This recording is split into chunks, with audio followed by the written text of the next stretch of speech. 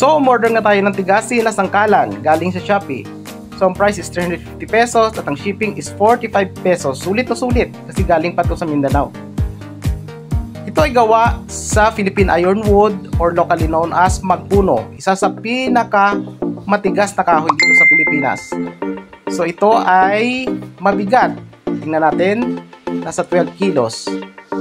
So, masasabi kong matibay talaga to kasi nga mabigat. Yung lapad niya is 12 inches. So, pwede itong pagtatara ng karne, manok, gulay, o kahit anong gusto nyo. At yung kapal naman nito is nasa 2 inches. So, mas makapal to kaysa sa mukha ng ex nyo. So, kita nyo naman, 2 inches. Makapal yan. So, rating is 10 out of 10. Sulit na sulit.